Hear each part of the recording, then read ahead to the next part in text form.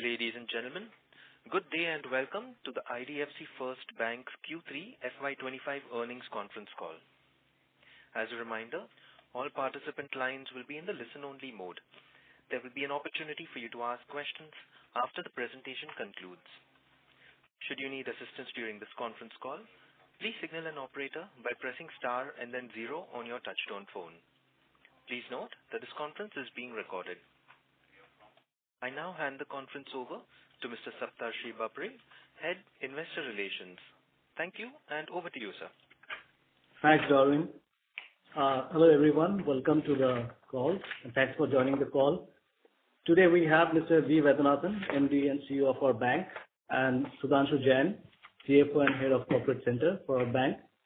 We'll start the session with opening remarks from Vaidya, followed by the brief on financials from Sudhanshu, and post that we'll open the session for Q&A. So right now I will hand over the call to Vaidya for his opening remarks. Hello everyone, good evening everybody. Very happy to speak to all of you. Is Sudhanshu going to introduce yourself? Yeah, good evening everyone. Sudhanshu here. The way we're doing this is that Sudhanshu will first take you through the numbers, and I'll come in a little later with my perspective. This is Nathan here, and Sudhanshu, will you take over? Yeah, thanks, Vaidya. I'll keep it brief. I'll touch upon the key financial numbers for the quarter as of 31st December 24. If you see the balance sheet size, that is now expanded and reached about 3.3 lakh crores. That was an expansion of about 24% on a YOY basis. If I go into the components of balance sheet, both the advances and deposits continue to grow at a faster pace. The deposit traction continues to be very much there. In fact, our customer deposits have increased by 29% on a YOY basis, and it is now at about 2.27 lakh crores. Within this, the growth in retail deposits is at 30% on a YOY basis. If I move on to CASA deposit, that has also increased by 32% on a YOY basis. In fact, on an average basis, for CASA deposits have grown by 35% on a YOY basis. CASA ratio, while it has come off from 48.9% to 47.7% in the current quarter, but I would say that this has remained quite stable over a period of time.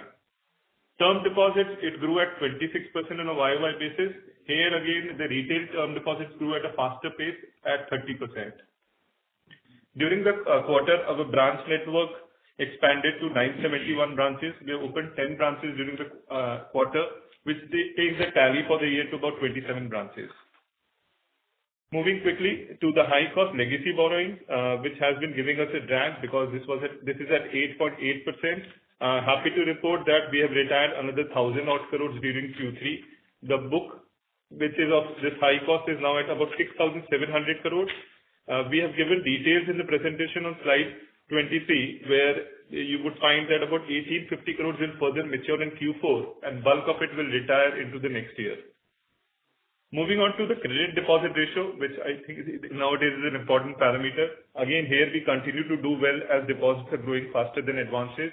The credit deposit ratio at December quarter is now down to 95.7%. This is roughly 200 basis points improvement from the previous quarter. If you look at the incremental credit deposit ratio during the last 1 year, then we are coming at 76.5%. Moving on to the cost of funds, which is connected to the deposits and borrowings. The cost of funds for the quarter was at 6.49%. We saw a marginal increase of 3 bps during the quarter due to the tight liquidity environment, which is sort of prevailing. But if we look at the deposit cost, that has been quite stable at 6.38%. The same was the number I would say in the last 2 quarters as well. So net both of this I think has been quite stable all around. If I move on to the asset side of the picture, the overall funded assets registered a strong growth of 22% on a YOY basis to reach 2.31 lakh crores. Sequentially, the growth was 3.8%. The growth was largely driven in this quarter and even on a YOY, largely by mortgage as a business, then from the vehicle segment, largely in two-wheelers where we have a strong foothold. The business banking segment, which is essentially working capital backed by FDs and property as a collateral. Wholesale business, you would have seen that we have registered a strong growth in last 2 quarters, and also by certain products which are coming from a small base like gold loan and credit card. We have given a detailed product-wise cut in the investor presentation. The credit card base now stands at 3.3 million cards. The book size is about rupees 6918 crores, and this has grown at 40% on a YOY basis. The gross spends on credit cards increased by 45% on a YOY basis in the 9 months. If I talk about asset quality, then the gross NPA of the bank was at 1.94% at 31st December, and the net NPA was at 0.52%. If we exclude the microfinance book, then the GNPA in fact stood at 1.81% and improved by 7 basis points on a sequential basis. The PCR on the NPA we hold is at 73.6%. If I give some further details in terms of the GNPA in retail, rural and MSME segment, then that stood at 1.63% and the net NPA stood at 0.59%. Again, the increase here sequentially was more because of MFI. The rest, if you exclude MFI, then the numbers would have slightly come off. The overall standard restructured book continues to come down, and this is further reduced to 0.2% of the funded assets. And we hold sufficient cover here. The 97% of the book is secured in nature, and we hold about 18% provision on the same. On the SMA front, the SMA 1 and SMA 2 book, excluding GLG, that improved by about 3 basis points to 0.82% in this quarter. This was 0.85 in the previous quarter.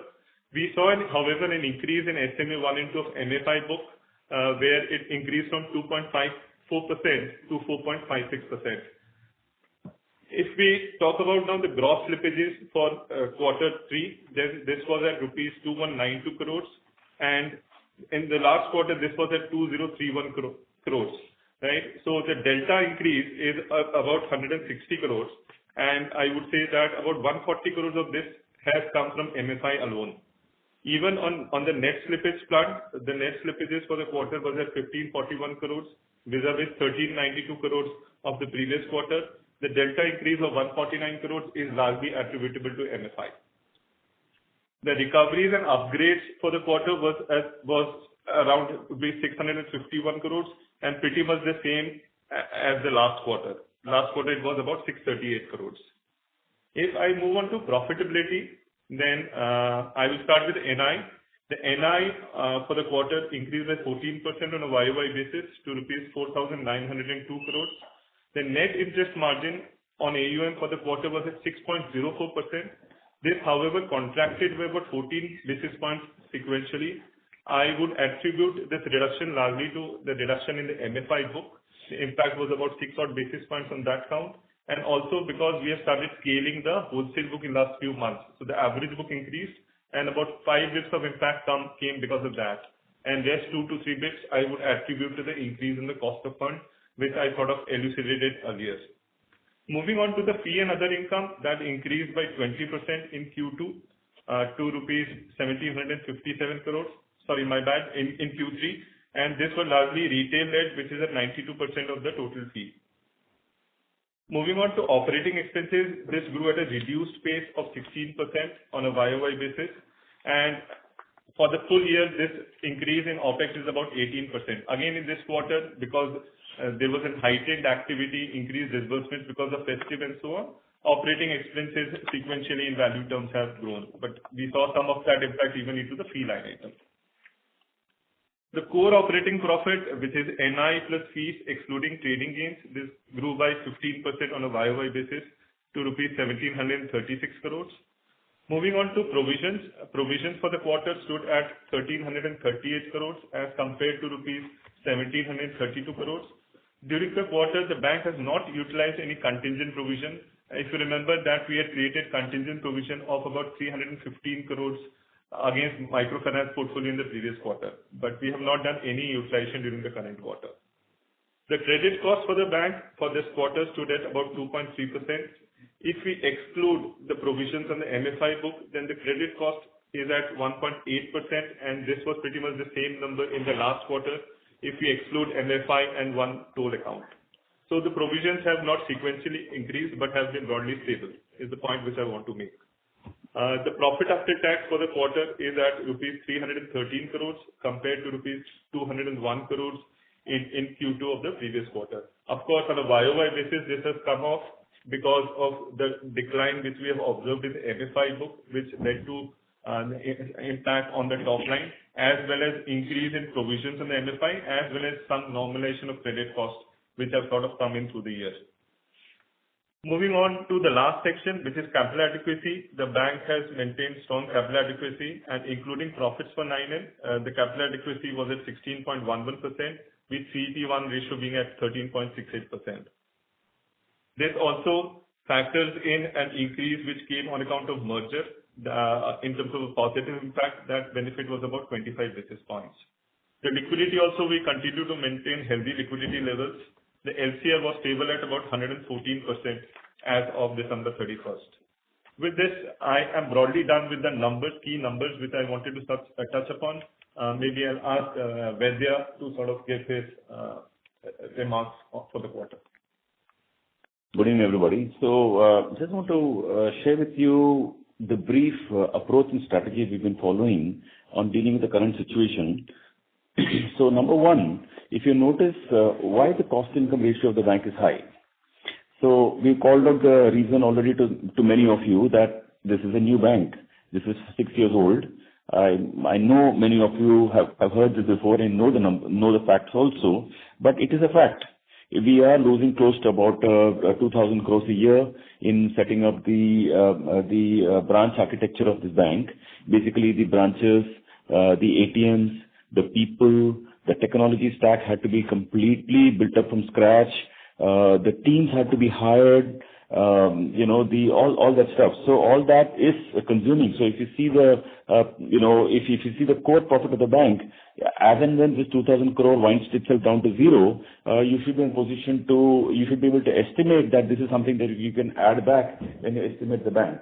Now, on this front, I must say that we have made one new disclosure this time. If you see page 66 of the presentation, we have actually shown how much the liability business has been losing as a percentage of the average deposits and average retail deposits. And this number in FY20, when we started the bank, meaning the bank started in 16, but really until 2 years, it was still very much a startup stage. Our deposits were only 10,000 crores in retail. So think about it like practically startup.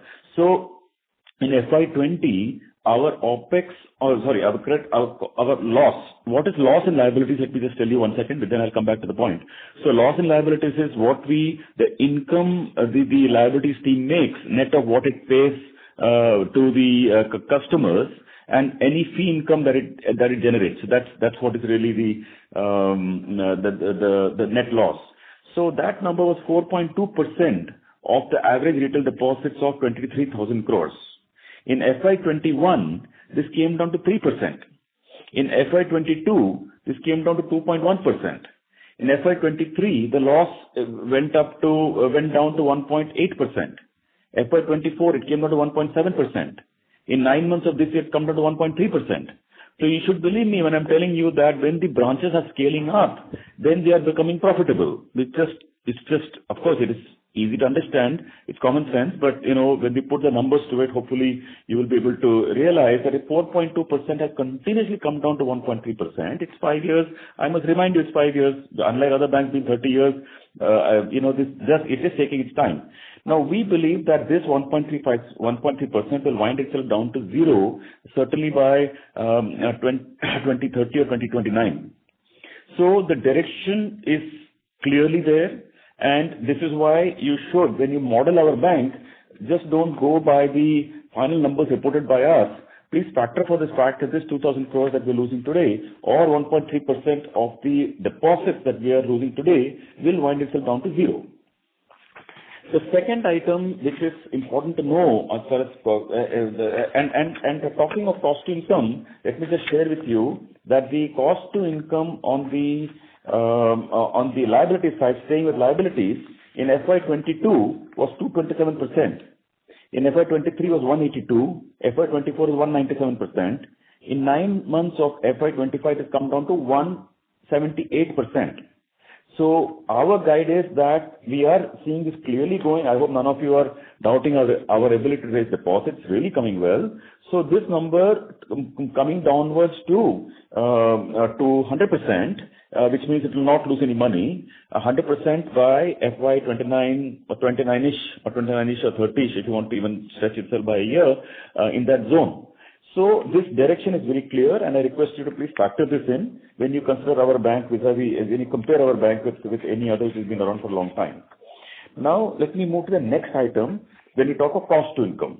In the cost to income on the credit card side, we are currently running, in FY 22 we were 240%, 23 we came down to 165%, 24 we came down, rapid movement came down to 116%, and in 9 months FY 25 already come down to 100%.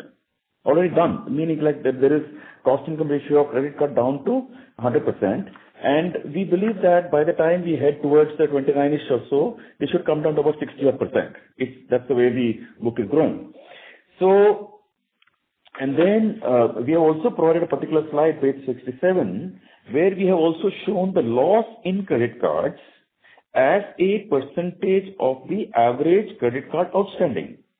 So in FY 22 it was 27%, 23 is 12%, 24 is 3.78%, and 9 months has already come down to minus 0.11. So by giving out this very specific disclosure about how much which business is losing and when and what's the trend line over 5 years, and therefore it should hopefully give you a really good picture that these numbers are truly moving in the right direction. Now, you might then say that, listen, why would you need to launch credit cards? And that would be a very fair question. You'd say, listen, you guys are not even making money, your ROE is low, so why launch so many businesses? Now, I must say that the way to think about this, and I must very clearly tell you the way we have thought about it, and I have personally, I stand by it because I am personally I'm definitely architecting this broad thinking, and I stand by it. I must tell you that the way this works is as follows. We are building a liability base. Now, in the liability business we're building, now we have close to 2 lakh crores. Now, I must explain to you that if we don't launch the credit card business, can you imagine telling a customer that, we are going to be a big bank of the future, which we really believe we are, but listen, open savings account with us, have fixed deposit with us, but for credit card, go to some other bank, which you can't do, or we will distribute some other bank credit card. Well, it just cannot build a full relationship. Then the customer will have a credit card elsewhere, also keep a savings account there. Why should the customer come to our bank? So these are essential parts of building the bank. Secondly, if we had not started the credit card business in 2021, if we are not losing the 300 crores per year, which I believe is inevitable, then after becoming profitable, we'll have to come back and tell you, now we're launching credit cards. Now we're going to lose 300 crores for 5 years from here on. So we believe to do it all one shot, to build a complete, comprehensive, integrated franchise is very important part of building a proper, universal bank, which has to have a long-term future. Because once we start generating 16, 17, 18 return on equity, we don't want to turn the clock back and say we're investing in new businesses. Let me give you one more example. Let's talk about wealth management. We get customers over for in a liability business, and because of our service levels, technology, app, etc., really customers are coming in and our products are very good, our culture is good. So, our wealth management business is going like busters. It is growing by 50-60% per year. It's already touching something like 40,000 crores. If you, both the AUM as well as the deposits of the customers with our bank. Now, can you imagine telling a customer, bringing them for liabilities and telling them that for wealth management, you go to some other wealth specialist bank or go to any peer bank? It just won't work. Why would the customer only leave savings with us and do wealth management elsewhere? So I must share with you to build we have a vision of building a really amazing bank for the future. So there is not a choice for the bank to say that wealth management, we will postpone for another day. We just have to do it. And so you've got to build the team, the technology, the systems, the culture, the people, the leadership. Everybody has to be hired and they need to work well together. Now, let me give you cash management. That's the other business we're investing. So right now we have current account balances of close to about 4,000 odd crores, which is a really fantastic piece that is now coming along. Now, in the cash management business again, let me just say that we lend to a lot of customers on the lending side, on corporate banking also. As you know, we've been growing corporate banking quite strongly now, by close to like maybe 20%. Now, and let me tell you that it's been 5-6 years have gone by, not one new NPA has been created in the bank in corporate banking. And we are really very happy and proud about that. And we have a good credit committee and, with the board and everybody, and we are proud about how we're running that. But coming back to the point. So when we do current, credit, corporate banking, and we do that, we give loan to people, really can we tell people that, okay, listen, you take money from me, but we're pretty foolish to tell the customer to go and say, now you can do cash management somewhere else. It's not possible. I mean, it's possible, but it'll be pretty, it'll be not very, very smart. It won't be adding much value to us. So we said we need to do cash management. When you do cash management, you need to hire the team, build the people, build the coverage team, the product team, the technology team, the builds, go and find customers. You got to do all that. And I genuinely believe there is no choice but to do it. We got to build a bank of the future. So I gave you just 3 examples. I have many more, like close to about 15 or 20 products. We believe that we're building a good long-term bank with all these features. So whatever the pain, whatever the hit, whatever the negative, we are taking it today. So, but when we come out of, of this whole thing and we come through with this, I'm very proud, but by that time we'll not have to look back and invest all over again. So my objective of this opening part of the conversation was to tell you we are building the bank like this. I gave you 3 examples. There are many more where we are building a complete integrated bank. Now, what is a unifying factor between all these businesses we are launching? There are maybe a couple of them. So one is that they've got to meet a specific need, like a cash management meets a need, or a FASTag meets a need, or wealth management or cards or whatever. Now the thing is that what is connecting them all? They're all connected by one theme, that they're all phenomenally technology enabled. If any of you tried a cash management services, if any of you tried a credit card business or tried or even app, you'll find all of them are really connected through technology and in a very, very advanced technology. Then the other thing they're all connected with is that they're all very good in customer experience. Right? We are just going crazy about the concept of customers getting superior experience at this bank. Now, so when you have good service, good technology, good culture, then every product that's coming out is a winner. Let me tell you, cash management has been around for 4 or 5 years, already 4,000 crores of current account in the bank. No chance on earth our bank would have got current account of this scale if we had not launched that business.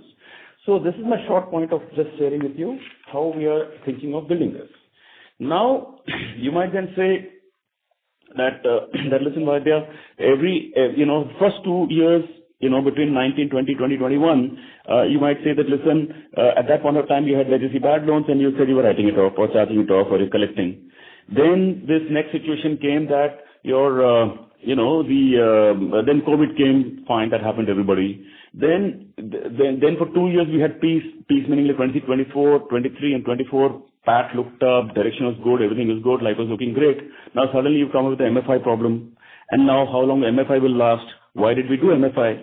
So let me therefore very specifically address what we think about the fact that now have we set you up with a new problem. And let me just address that, as honestly as I can. Let me tell you the first part of the situation that we faced in, let me say, 90 was honestly unavoidable. Whether you had me in this job or anybody else, nobody could have avoided taking a charge off for V1 or Reliance Capital or the entry point, Mumbai entry point, those account that we had 1,100 crores. No, just nobody. It was just there. Any management had to account for it. So and I took it. Now, then our operating profit is very low. So we have moved ahead and gradually built the operating profit. In fact, I wouldn't say gradually, quite strongly, I would say. Our operating profit has now touched 2.3%. It's very tough to build operating profit. It's, in fact, easier to charge off credit cost, but harder to build operating profit. So we built it from literally 0.3, 0.4% to 2.4% now. So that thing is built. Now let me tell you this issue about what you might think that we've set you up with a new problem. And to just say that, look, this is a bank, early stage, it just goes through its, you get one jab at the face on one front, then you fix it, then you fix the next one. But the core is coming strong.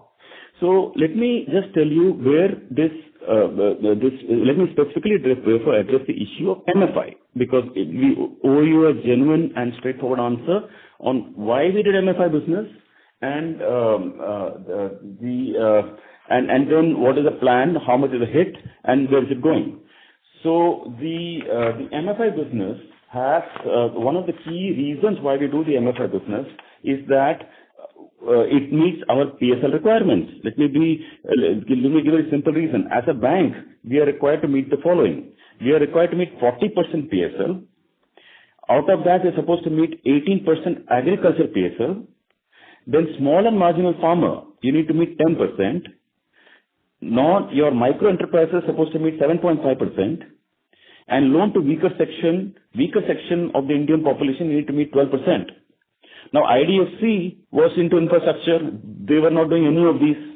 Capital First did a bit of these, but really, not bit, I mean a little bit of this, but still was doing something of it. In fact, IDFC had started some of the businesses to meet the requirement, but really it was like a scratch on the ground. So, therefore, now how a bank, early stage bank, meets a loan to weaker section, 12%.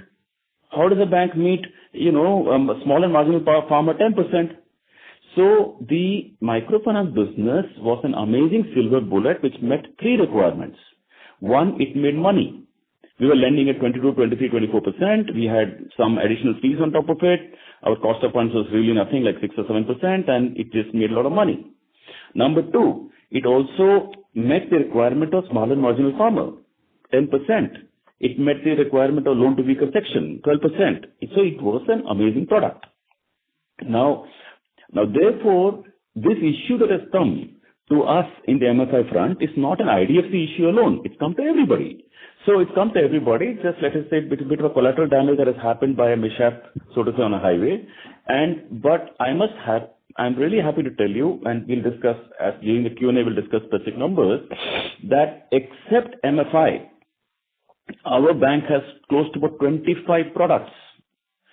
We are on record in telling you that all of them are performing well. And they've not been performing well today. They've been performing well for 15 years now. I mean, the ones which have been alive for that long. Some have been launched later than that. So think about it, that for 15 years our home loan has not troubled us. Our loan against property has not troubled us. Our used car has been behaving perfectly well. Our personal loans is doing perfectly well. Our credit card is doing perfectly well. In fact, much better. We put some numbers of our bank vis-a-vis the industry. Our micro enterprises business, which do kirana shops, salons, etc., we finance doing perfectly well. So every single business of ours is doing well. So it's one item has got stuck somewhere in the center. Now, how do we deal with this? So we have a provisioning policy whereby in MFI we charge off 75% at 90 DPD and at 120 DPD we are charging off, or 123 DPD we are charging off 100%.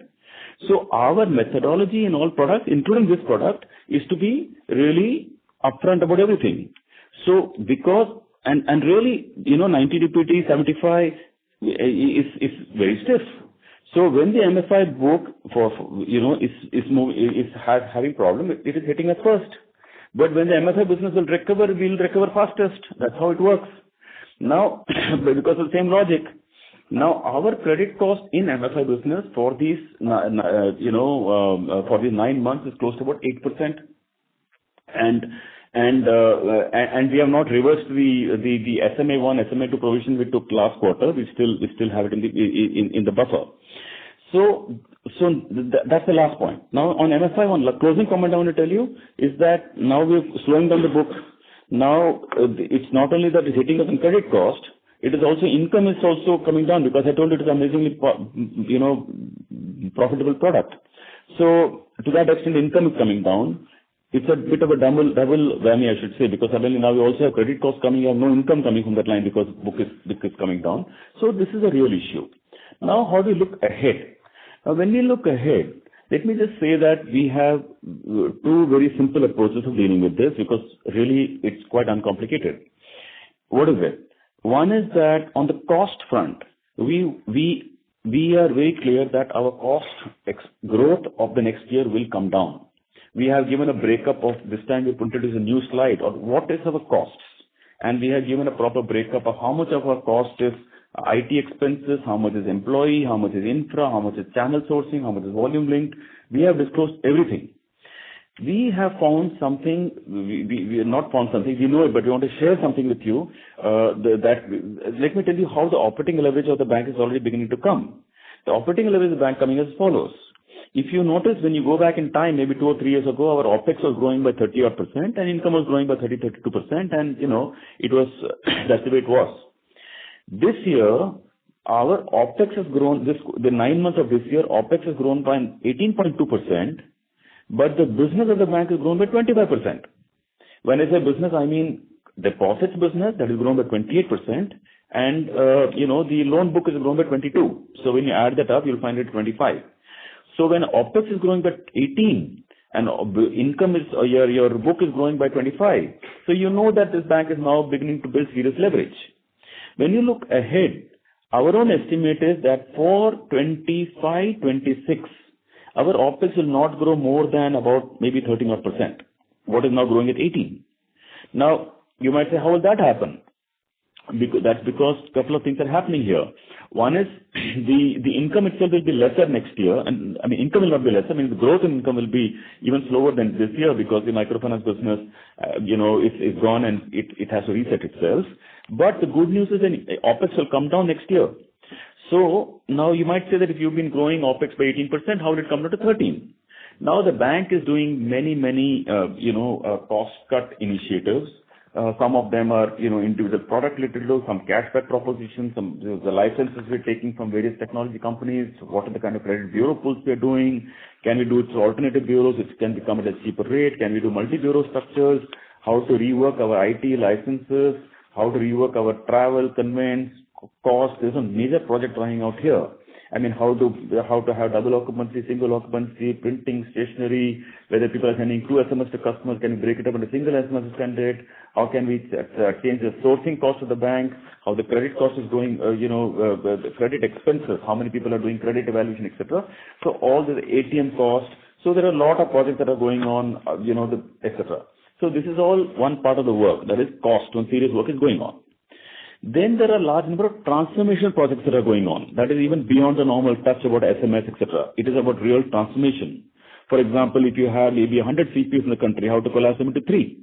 Or how to, if we are, how to digitize a particular process where we eliminate the entire chain of work going on in the chain. So let me just say a lot of transformation work is going on, a lot of operational activity is going on. So one big area, how cost work is going on, and we believe next year it will come down to like 13%. Second thing that will happen is that one information we have not provided, but hopefully we'll provide next time, is that we want to break up our OPEX and show you how much of that is fixed and how much is variable. And if book is growth, what percentage of this, how much will fixed grow by, how much will variable grow by. When we do that work also, we believe next year we'll deliver about 13%. So this is a very material moment in our life. We believe next 4 or 5 years, since the OPEX has been incurred for the last 5 years, and the at least the essential building blocks have been built, we believe on a CAGR basis, our OPEX should stabilize somewhere at the 13-ish league. And then next year, our income will probably grow by, I have to hazard a guess, so please, the analysts can do a little more deeper work, etc. But maybe like the 14-ish or 14.5-ish, somewhere, that's how the income will grow. But the year after that, because the microfinance business would have stabilized, the base case, the lower base would have been achieved. But once that is achieved in 25-26, I honestly don't see any doubt in the bank continuing to grow the bank on the loan side by, 18, 20%. We already guided for 20.5%, and I see honestly no problem growing the loan book like 20 plus. And the deposit will grow by maybe 20 to 23%. And then, come 2029, whatever guidance is given that will be a 5 lakh crore loan book and 6 lakh crore deposits, we don't see a risk to that. So once that comes through, then rest of the equation is very good because our NIM is, a 6%, we make fees of 2%. If our cost income eventually, I believe, will come down to the 50s, and then, you'll have like a 3.5-ish, 4-ish, operating profit, you have 1% of credit cost, you'll be operating, posting ROA of like 2%. So probably a bit more than that on an even more longer basis. So our theory is very simple, that this is MFI, is a temporary situation, it will go. I have personally seen, I've been, business as, for a long time, and we've seen many cycles in life. The good news is that neither on the retail front or wholesale front, we have put one foot wrong on credit. MFI is our first big issue, let me say, post-merger. But we will deal with it. It is a bit of a, industry accident. So this is my quick brief. I hope with that opening comment about how we think about the future. We are frankly very bullish. We believe that some stage our bank will turn. I'm requesting you all not to, get very concerned about one quarter's result or what's going to, come up in the next 2-3 quarters. I mean, this time it'll be looking upwards, but I can't promise that exactly it will be thrill you. It will be good. But let me just say that as the 26, 27, 28, 28, 29 comes, this is on record. You can check it out. I'm pretty confident that once the bases are met, like 25, 26, then after that, next 4-5 years, I'm looking at a good story. Because there is no single business that is in 15 years has let us down. I'm not expecting, to have any problem in any other business once we see the back of MFI. So thank you very much, everybody. And with that note, we are open for discussions. Thank you very much. We will now begin the question and answer session. Anyone who wishes to ask a question may press star and 1 on their touchtone telephone. If you wish to withdraw yourself from the question queue, you may press star and 2. Participants are requested to please use handsets while asking a question. Ladies and gentlemen, we will now wait for a moment while the question queue assembles. We have the first question from the line of Gao Zishuan from Schonfeld. Please go ahead. Okay, thank you so much for the opportunity and congratulations on the good quarter. Just on the MFI, do you mind sharing with us your outlook? Because the SMA 1 plus 2 seem to have increased sequentially more than what we have seen in some peers. So do you mind sharing with us, what kind of credit costs are we expecting in the next 1-2 quarters? And also on the overall credit costs, how are we thinking about FY25? Because our previous guidance is, I think, 225 basis points. And just look at 9 months, I don't know whether that still stands. That will be my first question. Thank you. Yeah, thank you for the question. Maybe I'll take that. So on the MFI, we have seen an increase certainly in the SMA 1, the SMA 2 book, even the NPA levels have gone up.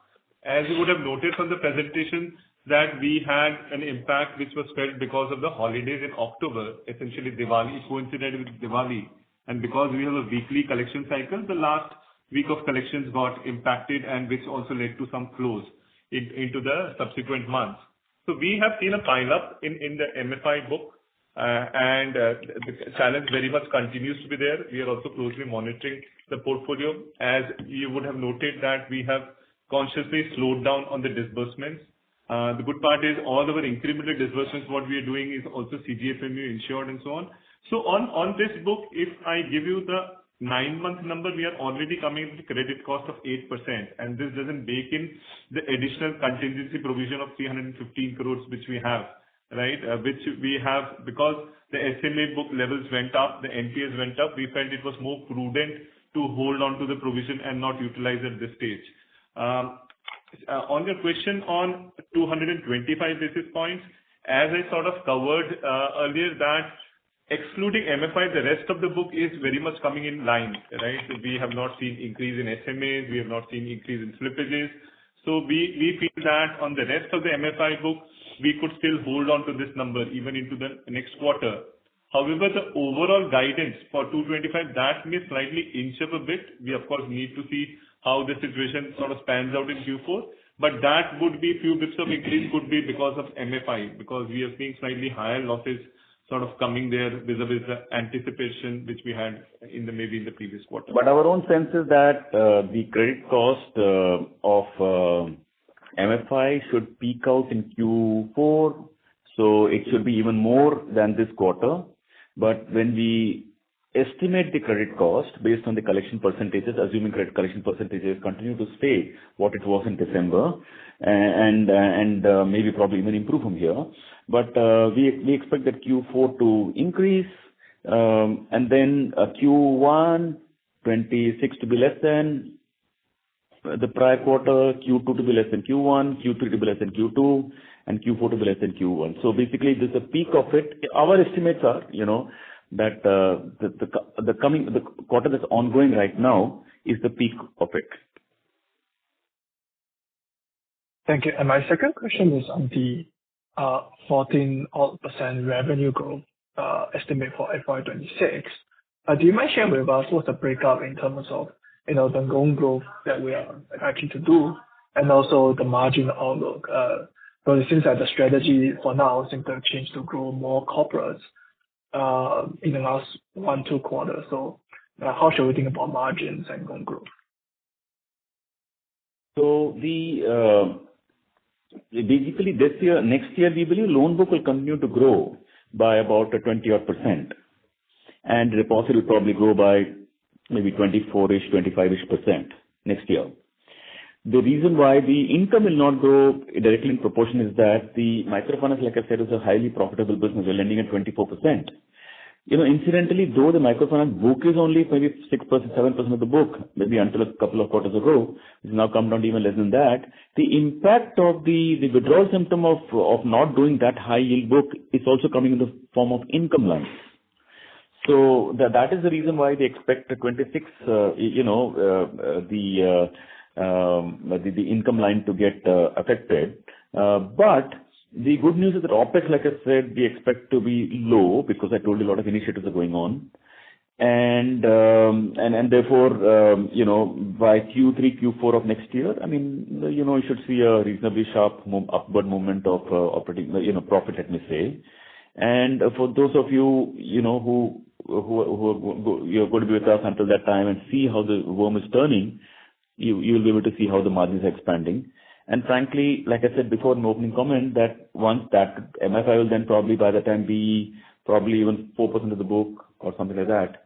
So it won't be much. And it would also have been the spring cleaning of the MFI book would have happened by that time. Our book would be insured largely by that time. So we expect that from there on, MFI shouldn't give us trouble. And then the rest of the book is anyway doing well. So we expect that, like I said before, after that, the rest of the story will keep moving in a positive direction. Yeah, just to add, this is our current estimation. Of course, this factors in that the stress in the MFI portfolio continues for a few quarters. If things sort of ease out, maybe and some growth sort of comes in here, then we could see some uplift in these numbers. But these are our current estimates that income could grow by about 14.5 to 15%. Guys, sorry, just to double check, you were saying that the OPEX, the material drop of OPEX growth, we should be much more visible in the second half of 26, right? Is that did I get it right? You will see it every quarter. You can see it in even already this quarter itself. You see Q1 to Q1 of this year, Q2 to Q2 of this year, Q3 to Q3 of this year. For example, our OPEX growth in Q1 25 was 21.1% YOY. In Q2 to 17.7%. In Q3 is 16.1%. So our OPEX is stabilizing and definitely coming down. I'm first of all happy that you're asking this question because many people do believe that, listen, this bank is spending and this OPEX never seems to come under control. What's going on? Well, you see the numbers, it's dropping quarter by quarter, at least in a percentage YOY sense. And we are confident of next year because we believe that the bulk of the investments have been done. Of course, investments are never completely done in life, but at least, like I said before, whatever we had to launch, we launched. So we're not going to set you up with a new business launch tomorrow morning and say, oh my God, losing money. That's not coming. That trouble is not coming your way.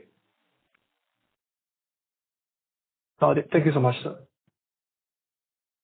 Thank you. The next question is from the line of Jai Mundra from ICICI Securities. Please go ahead. Yeah, hi evening, sir, and thanks for additional disclosures on slippages, MFI, and many things. So first question is on MFI only. So outstanding book is around 10,900 crores. That is the MFI book. But I wanted to check, is there any other loans that we offer to this customer, maybe two-wheeler, maybe small auto loan or any other PL loan, or these customers get only MFI loans from us? No, we don't sell very many other products along with it. It's a regular MFI. The short answer. Right, sir. Okay. So, sure. Second question is, sir, I mean, just to get this correct, you have mentioned that you have a conservative provisioning policy, and you have not utilized any contingent, right? So as against the SMA 1+2 outstanding of roughly around 500 odd crores, we as of now, we still have 300 and, few crores provisioning that we had at the end of the Q2, right? That is the right understanding. Yeah, that's correct. In fact, if you sum up the NPA book on MFI and the SMA 1 and 2 book, the cumulative provision which is held is about 70%. Oh, okay, great. Thirdly, on this, sir, collection on MFI book again, so collection efficiency, you have mentioned that it has come up to 98.6%. But what we can also recall is there is likely to be tighter guardrails, which will be coming in effect from April 1st, which would, create further disturbance, at least for the people who have slightly higher share of lenders. If you can comment, are you factoring into that development while saying that the MFI should be peaking in fourth quarter?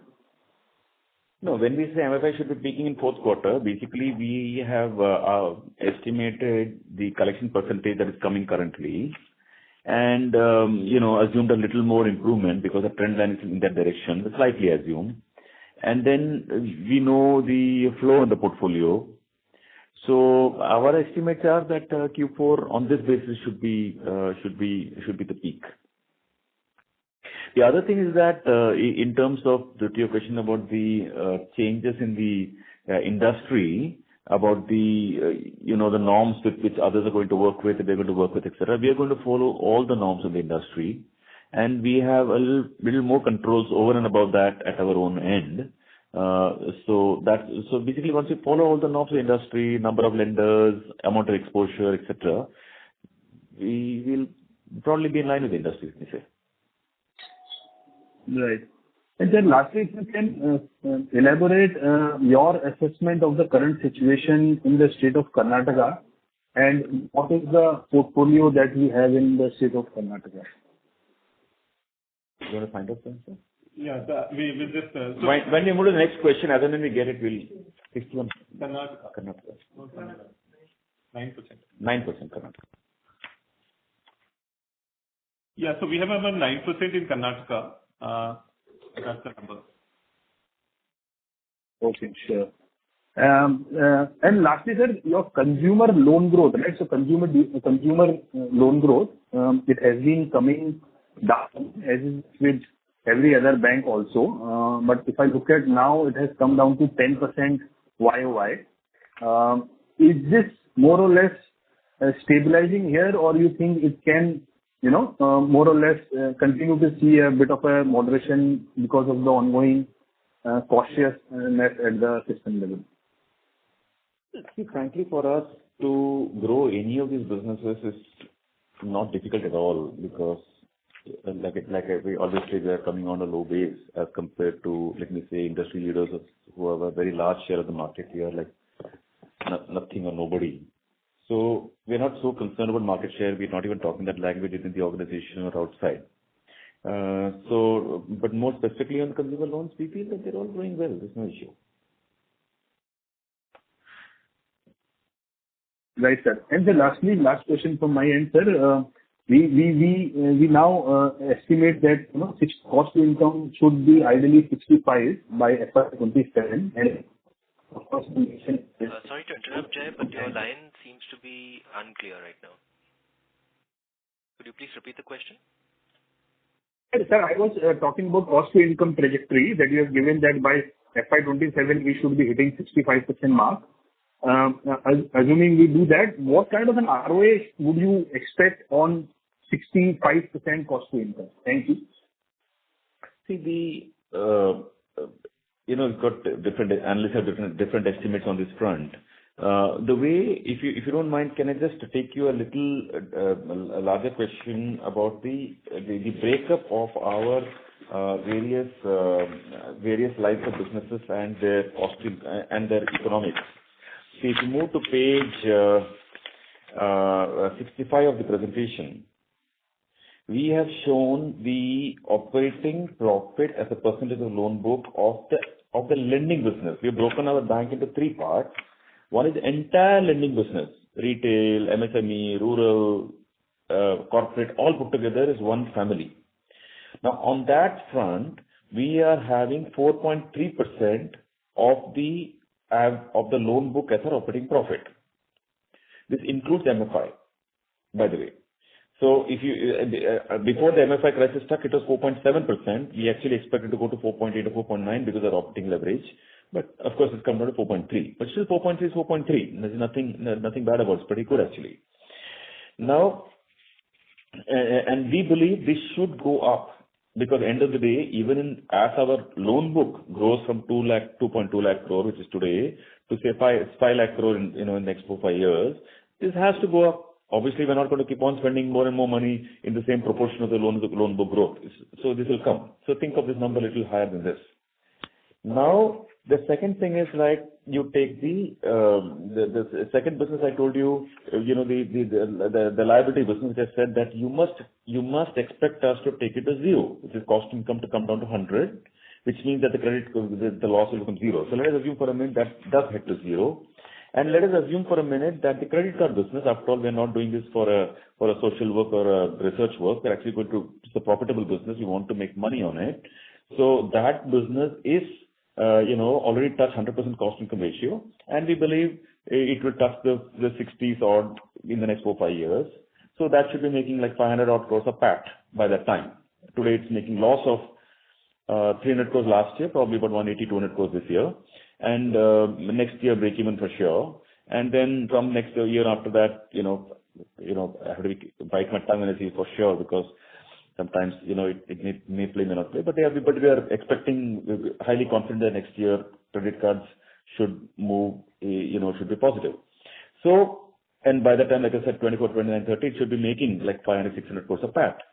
So therefore, if you take this 4.3%, which is today, and get some operating leverage on it, take it to maybe 4.7, 4.8 by that time, probably more, and then you assume both liabilities that become positive at least, if then you see what happens. On this 4.3, you take some credit cost of maybe 1.1 off, or 4.5, you take 1.1 off, because we're comparing everything of assets. And then you subtract 1.1, assuming credit cost stays at current levels, like what we are, ex-MFI.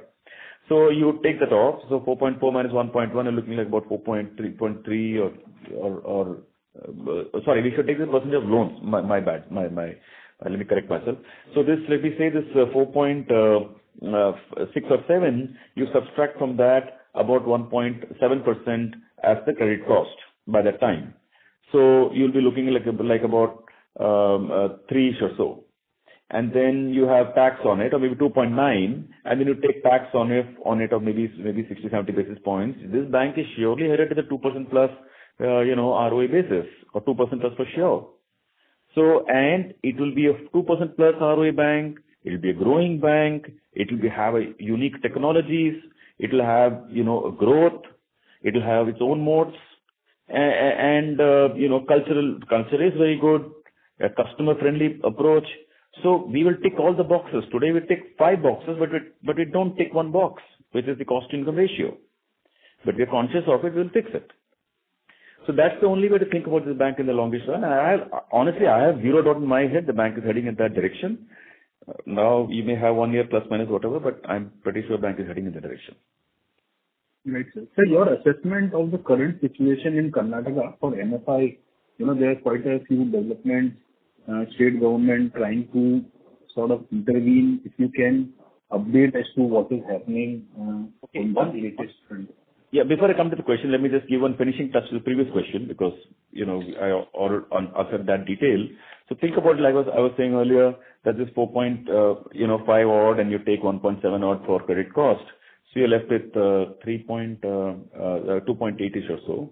And then also remember that's all percentage of loans. You've got to convert the percentage of assets. That will come down to something like 2.4 or so. And then you take the tax off, comes down to 2. I'm sorry, I just wanted to make the distinction between percentage of loans and percentage of assets so that you can get the maths right. So in this maths, if you read the maths, went to a spreadsheet, you will get to see a 2% ROH bank. And the only catch here can be credit cost. There's no other catch here.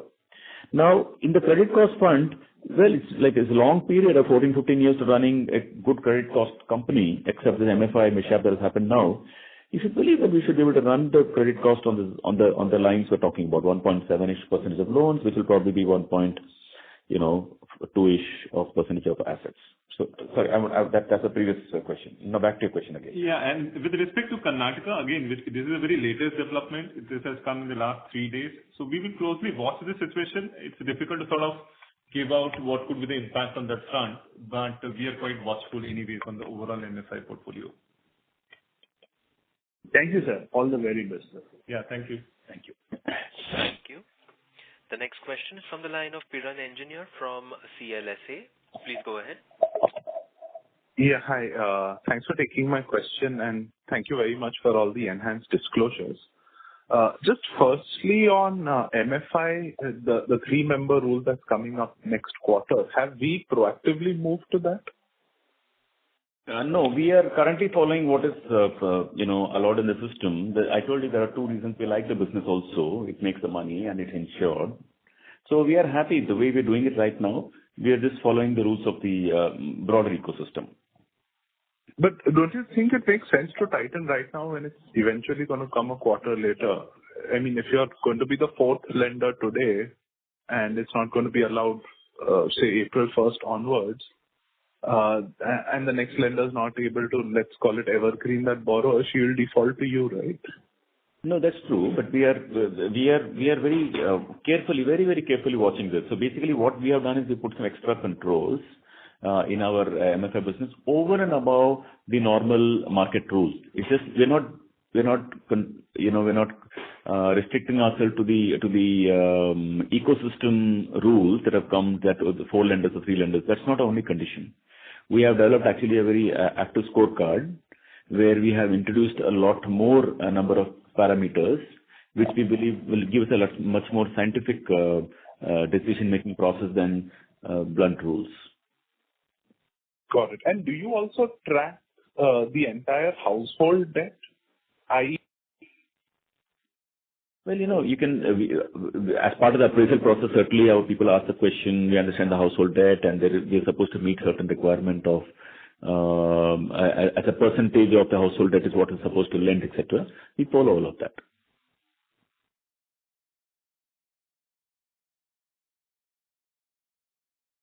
Thank you. You get the best estimate, from the situation. We go by our best estimates of what our people assess on the occasion actually. But you can understand only that much of these households anyway. Thank you. The current participant seems to have dropped from the queue. We have the next question from the line of Rohan Mandora from Equirus Securities. Please go ahead. Good evening, sir. Thanks for the opportunity. So coming back to the slides 65, 66, 67, just want to understand a couple of assumptions here. One was the OPEX, which is linked to the technology part or the head office and other things, which are not allocable to a certain business. They are not captured. I just want to get that right. And second was on the fee income piece.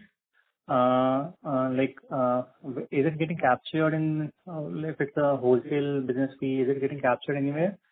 And if not, is that missing in this analysis or is it getting captured somewhere?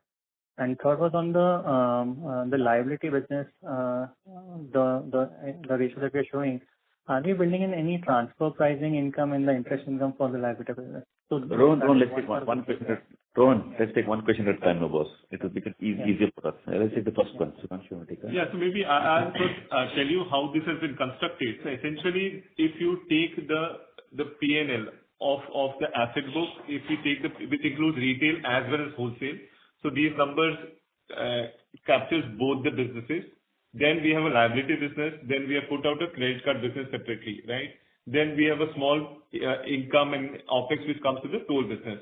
Essentially, these are the broad lines of business. If you sum all of it, then it becomes the bank's number, right?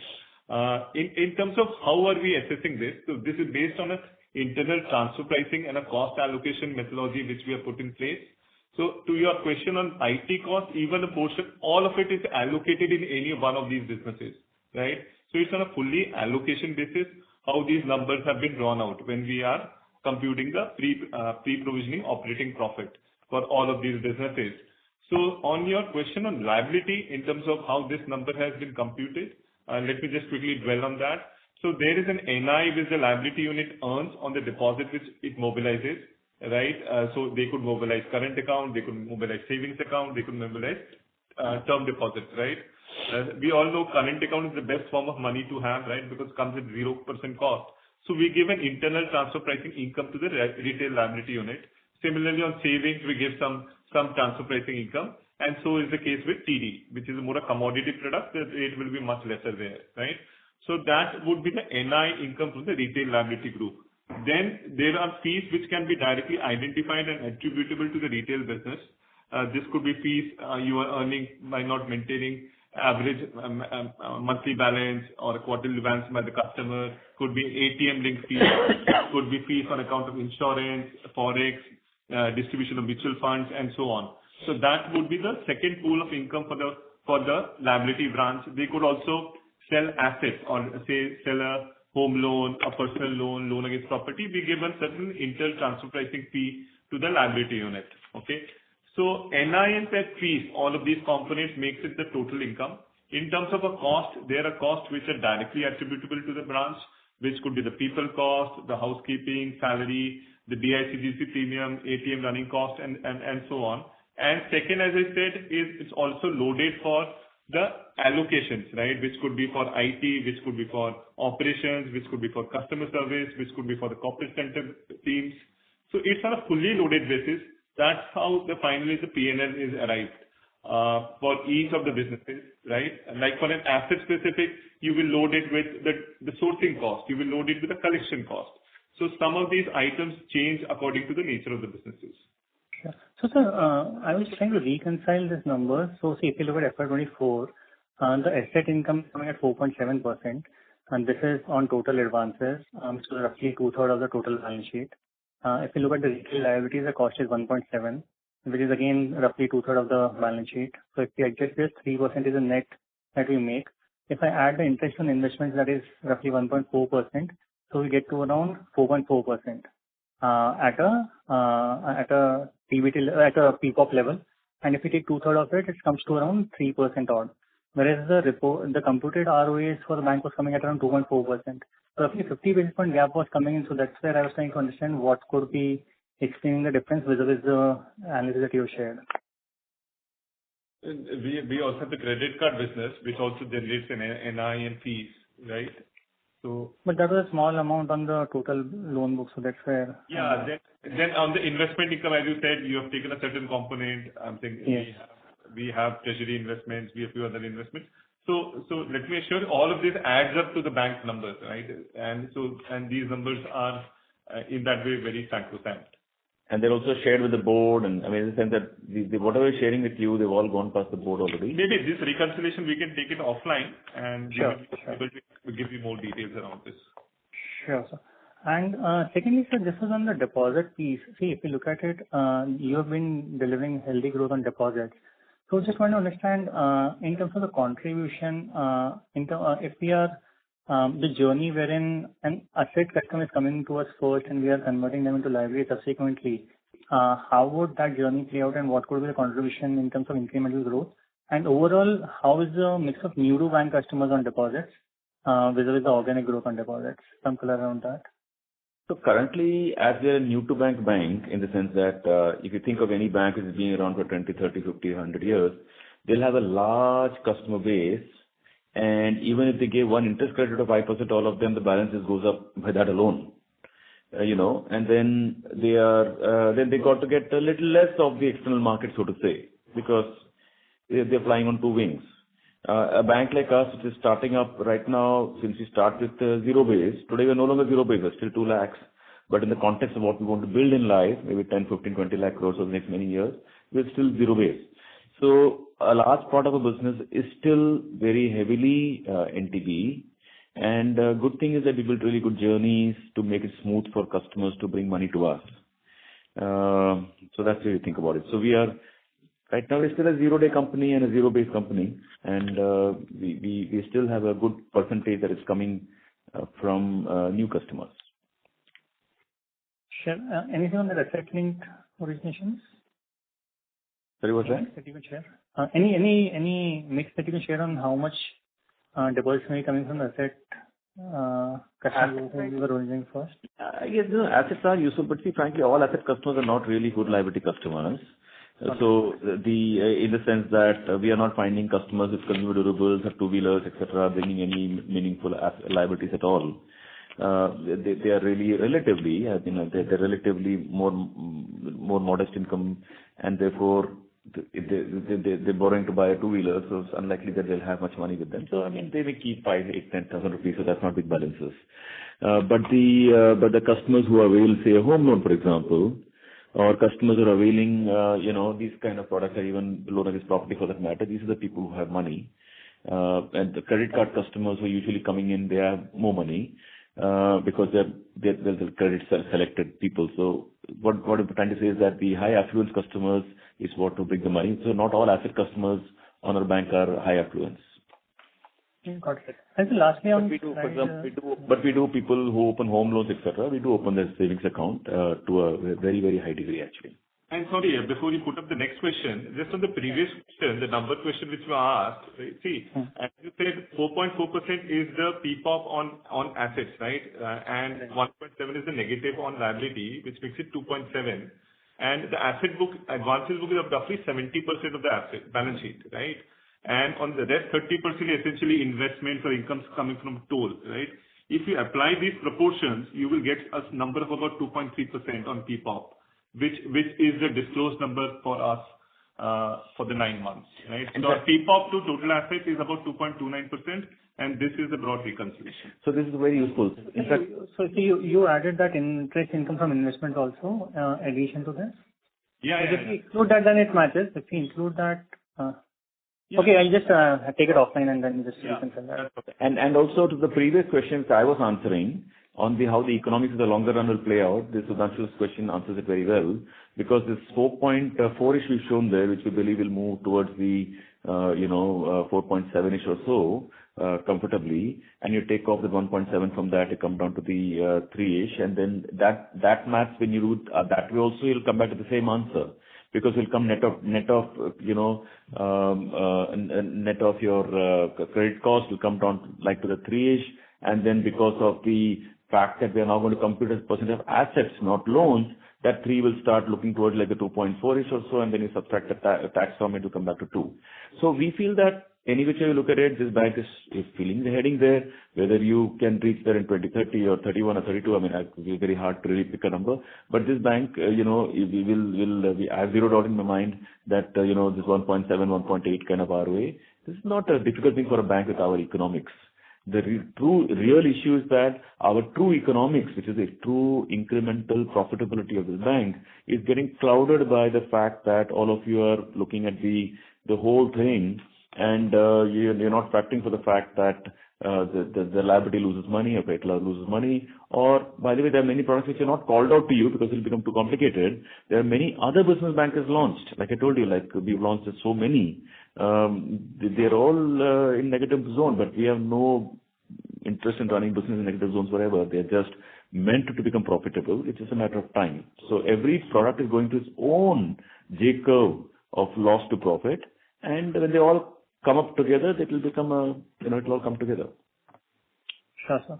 And so lastly, just on this composition of operating expenses slide, the volume-linked expenses and channel sourcing expenses, if you could help us understand what would be the contribution from the asset side and the liability side, if there's anything that you can share there.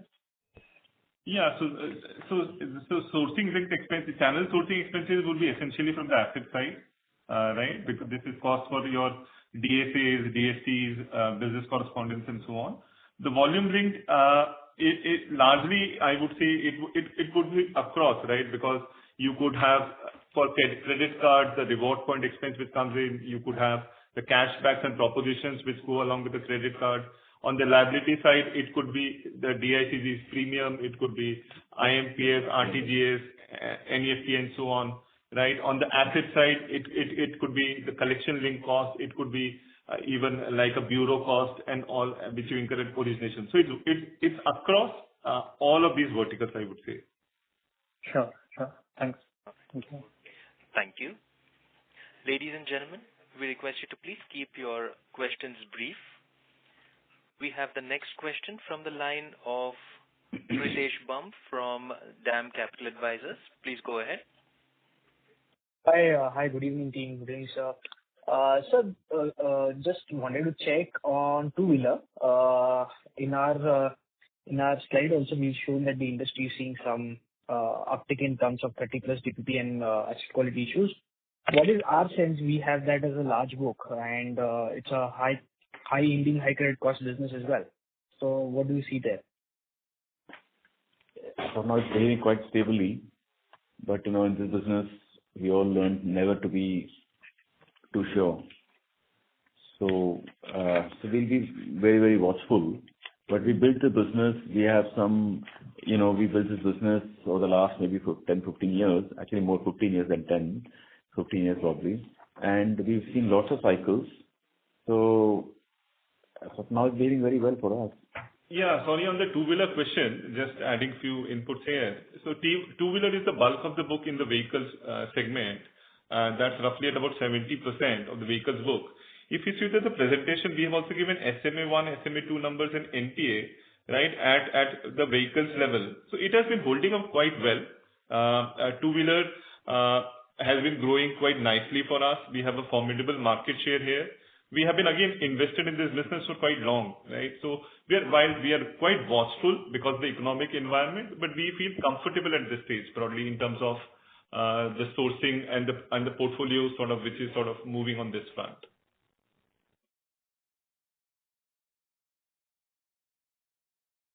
Hello? So the current participant seems to have dropped from the queue. We will proceed to the next questioner, which is Mrs. Piran Engineer from CLSA. Please go ahead. Yeah, hi. Sorry, I probably got dropped off from the line earlier. So just on MFI, how much money can we expect back from CGFMU right now? Is it fair to say that since half the loans are insured, and assuming the same slippage ratio between the insured and the non-insured book, this should be the amount we get back? Yeah. So essentially, today also when we have an NPA pool which has got piled up, this has some proportion which is out of the CGFMA portfolio, and there is some portion which is out of the old sourcing, right? So particularly on the CGFMA insured book, right, we would start getting claims starting from FY27, right? And the recoup of credit losses could be as high as about 70%, right, of the losses which we incur on the CGFMA linked NPA. Oh, it's only up to 70%. Yeah, it's up to 70%. So like 30% is sort of co-pay, is it? Is that how I have to think about it? 30% is what? So let's take it. Let's skip 2 years ahead, just for simplicity's sake, so that let us assume 100% is insured. Okay. And let us say that 2028 you wake up and you find that credit cost in microfinance is 4%. So your credit cost that hit the books will probably be 30% or 28% to be more precise, 28% of that. If it's 3%, it will probably be 1% will come to us and 2% will go to CGFMU. It's like that. Yeah, but the policy which we have, we end up providing earlier, right? While the money generally comes within 2 years after the date of disbursement. Hence, I said for the disbursements which we started from January 24, we expect the tranche to come in from FY27. So we would have provided to a great extent on these NPAs. So we could expect a recoup in credit costs in that year. Got it. Fair enough. And just lastly, how are things on the credit cards front? I see that your NPA is stable, SMA 1 and 2 has improved quite a bit. Your comments on this would be useful. Our credit cards are doing well. You could see our numbers.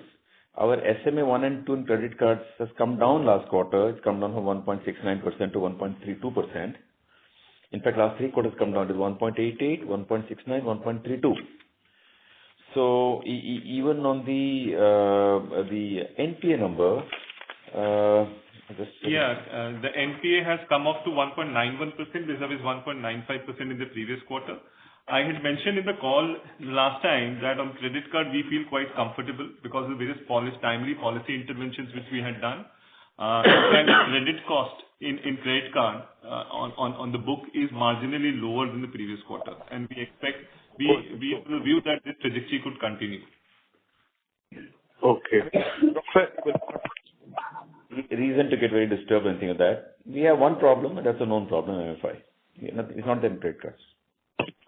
Understood. Okay. No, because for the industry it's been an issue, and since you have now started disclosing SMA 1-2 data, it was quite useful. Yeah. Thank you. Yeah. Okay. That's it from my end. Thank you, and wish you all the best. Thanks. Thank you. The next question is from the line of Anurag Mantri from Oxbow Capital. Please go ahead. Yeah, hi.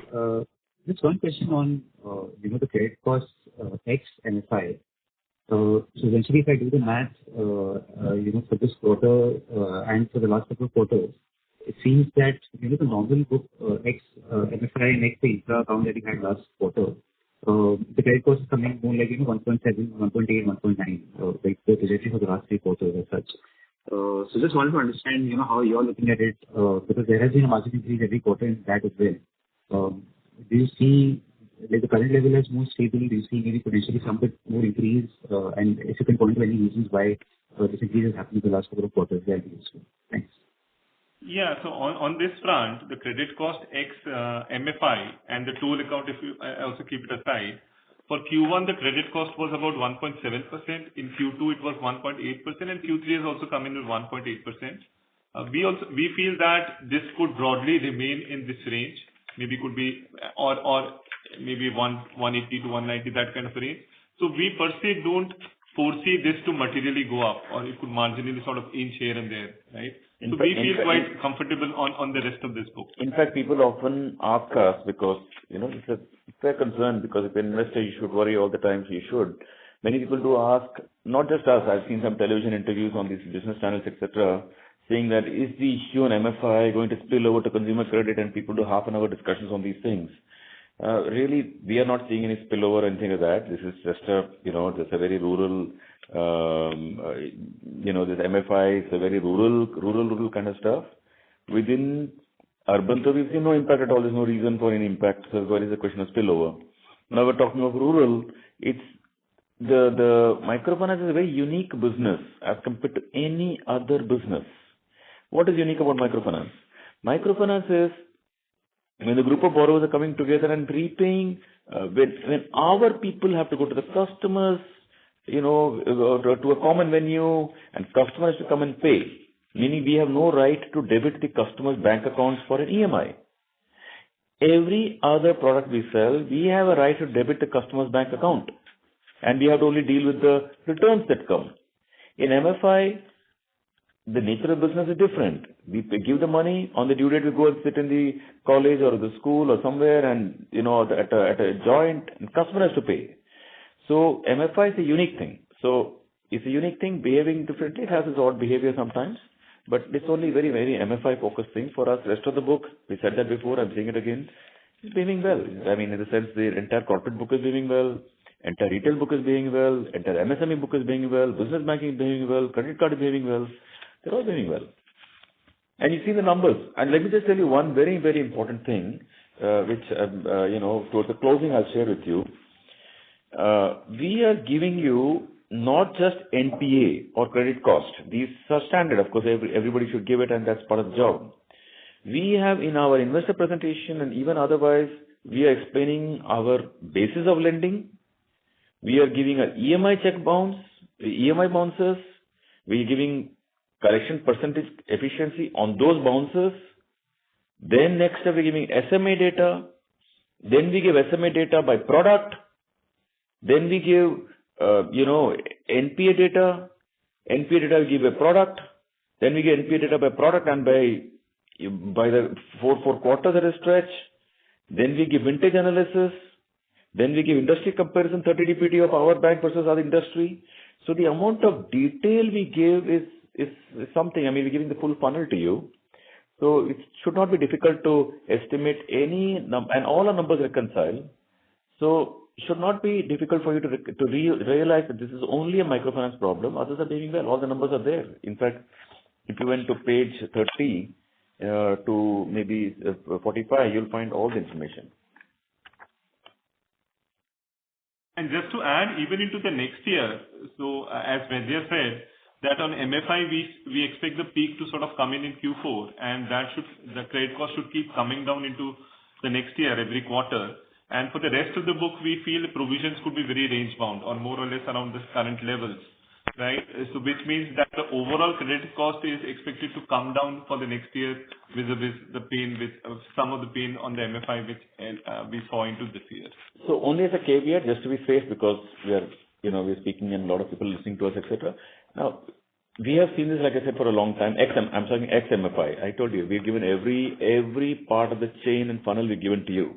Publicly, it's there in the presentation. Now, we have seen that every business has their own nature. They have their own credit cost behavior. If you do some product of all of that, you'll get a reasonable estimate of our bank credit cost. This is the 1.8 we're talking about. Well, we are human. We're running a business. So the 1.8 can become 1.9. Maybe can become 2. Who knows? Maybe can become 1.6 also. But it's going to be range bound. It's going to be here. It's not like I'm not saying by the way it will become 2 tomorrow morning or something. But I'm just telling you that it is the range. It is never going to become. It's never gone completely off whack because there is a certain credit criteria we lend to. We don't fiddle with our credit criteria. We have lent and we learned and we refine and we refine. So as long as you don't get greedy and we don't want big business and we don't want to get aggressive, etc., which you don't want to, it will behave a particular way and it is behaving a particular way. It will behave a particular way because it has a particular, cadence to it. Got it. Thank you so much. Yeah, I think it's quite a while though. Anything else? Thank you.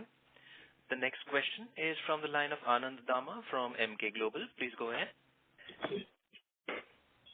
Yes, thank you for the opportunity. So my first question is on your OPEX. I think you said that 18-19% of OPEX will go down to 13%. Any 3 to 4 key drivers that you see where basically you will see this kind of a cost reduction going forward? Sorry to interrupt, Anand, but your line is not very clear. Is it better now? Yes, this is better. Please, request you to please ask the question again. Sure. So basically, you said that your OPEX, which is about 18 to 19% growth. We heard you. We heard you. Yeah. So essentially, the overall arching theme is that we expect the operating leverage to play out, right, clearly as we move along into the next year. If you see, we have given some level of details, like if you see employee costs, right, that was growing at a much higher pace, and that pace has considerably come off. So even into the next year, we expect that employee cost percentage increase could come down, right? It's a combination of the number of employees which we foresee could sort of come in terms of addition for the expansion which we are planning and so on, right? So we expect that the employee cost to taper down. Even on the non-employee cost, right, I think there, as I said, there is some fixed component and there is some variable component, right? So there also the fixed cost will grow in a particular trajectory, and the volume is something which is linked to the volume, right? Some of the examples which I could sort of give here, like we have said that we may grow the deposits at 25%, the branch may not come in that tandem, right? We may add about 75 to 100 branches into next year, which is 10% over the current stock. So clearly some leverage sort of comes in there, right? Then your tech cost and so on, we have already done a lot of front loading in last few years, right? So that could increase at a particular pace. So we feel that because lot of expenses have sort of already come in, there is clearly an operating leverage or the proportion increase could definitely come down from the current levels. And would that also mean that next year our growth could be sub 20%, and that also to some extent will contribute towards this kind of a lower OPEX? No, we are not planning to slow down the growth. I mean, like 20-ish of the loan and about 22, 23, 24 of the deposits. Because frankly, as you have seen for the last many years, we are good at deposits. If we wanted, we could go 25, 27, whatever we want. But the need may come down next year. So therefore, about 24-ish Yeah. So we may require only 23-24% kind of a growth on deposits next year for fueling a 20% growth on the asset side. So our deposits are growing well already, so we don't need very many branches. The short answer is, to Sudhanshu, if I were to sum it up for you, on the loan side, on the deposit side, because deposit is one part of our expense, as you know, on that front, we are not planning to load very many branches because current branch architecture of about 1,000 odd is good enough to give us roughly the numbers we want. Of course, we think a little ahead. I don't want to be caught on the wrong foot for 27 or 28 or 29. So just as insurance, we'll still go and put about 100 odd. But we are comfortable. And of course, we may tinker with the size of the branches. We may reduce the size and put a little more, or we may increase the size and put a little less, whatever. But, you get the drift that this is the order of magnitude we're planning to grow. So let's call it 100. So if a current base is 1,000, you go 100, you're going to adding only 10% branches. But we are expecting book to grow by 20% plus. So that is operating leverage. Thank you. Ladies and gentlemen, we will take that as our last question for today. I would now like to hand the conference over to Mr. Vaidyanathan for closing comments. Over to you, sir. I want to just thank all of you. I think you've had a long time with us today, and we thank you for being with us for this long. And we do request you to think a little ahead. We've given you quite a few, new things. I think for 4 years were known issues. Suddenly we come with the MFI issue. We are also feeling a little disturbed by that. As to why we are surprising like this, and we are a bit unhappy with ourselves that after settling everything right, suddenly this MFI has come at us, and we are having to have this conversation.